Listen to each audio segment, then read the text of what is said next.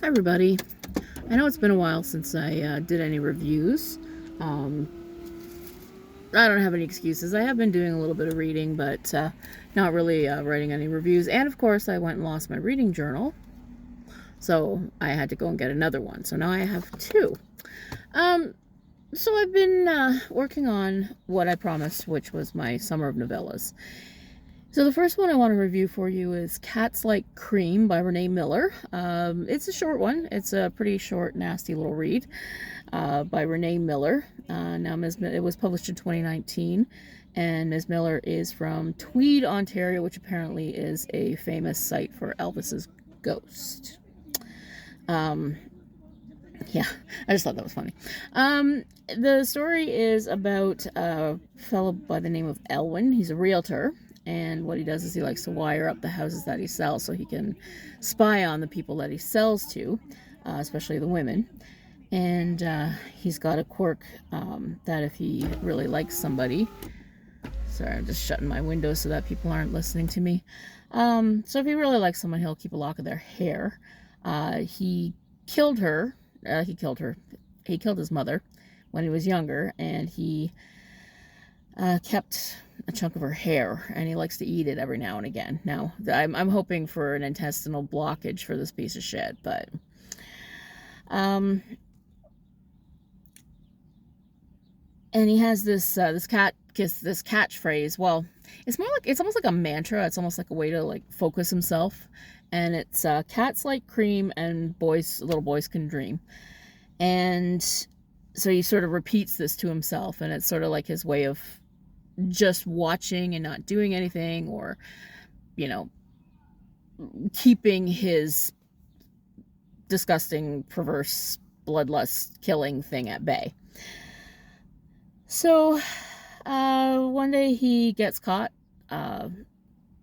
watching people. He sets a fire, and he starts watching another one of his clients, this woman named Carol, and he sells Carol's house to a cop, and he kills Carol.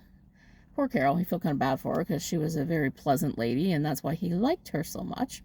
But he tries to hide the body in another place, and the cop that he sold Carol's house to starts to put two and two together that there's something not quite right with this guy. Like, this guy is just an absolute piece of shit.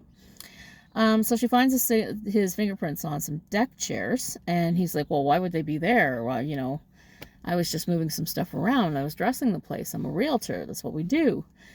And the situation kind of starts to unravel.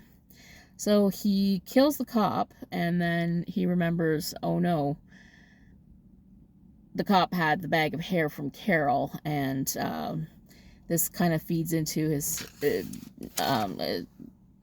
he had the bag of hair from his last victim, so he knows that the sirens are going to come for him, and that's where it ends. So I'm going to give it, like I said, 4 out of 5 stars. This really feeds into this paranoia that we have in the modern day, where there's always a camera pointed at us. And it also kind of resounded with me a little bit, because I used to be a legal secretary. I used to prepare mortgages. And I always had my suspicion about those realtors or the home buyers that just bought houses to flip, just fix up and sell again. But it's always a jolt to think that someone who has been in such an intimate setting as the house that you've just bought, that they could be wired up. Your whole place could be wired up. That there could be somebody watching you, recording you without your knowledge.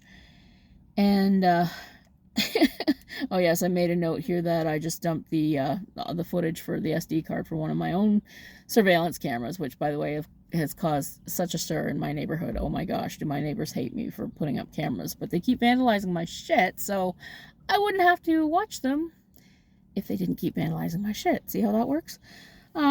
But I can tell you, after watching days and days and days of footage of myself, I am literally the most boring person ever. So overall, Cats Like Cream it's creepy, it's gross. My only quibble with it is that it sort of ends a little bit abruptly. There's a lot of build up, but the actual ending sort of just kind of falls flat, because I think it's because the cop dies too soon. I like stories, horror stories especially, or crime stories, where we actually have competent law enforcement. I mean, yes, there are certainly issues with cops and the way that they treat citizens, but there are also a lot of competent cops that do their jobs, and I like to see that, because if we're, if we're seeing a story from the point of view of the villain, right? You don't want too much to get in the way of the villain, but at the same time, you have to be realistic that yes, there are cameras everywhere, there is evidence everywhere. Sooner or later, it is going to catch up with them. And I would have liked to see more of the cop. I would have liked to have seen more of her particular views to catching this revolting pile of shit and punishing him, rather than being punished herself. So, Cats Like Cream by Renee Miller.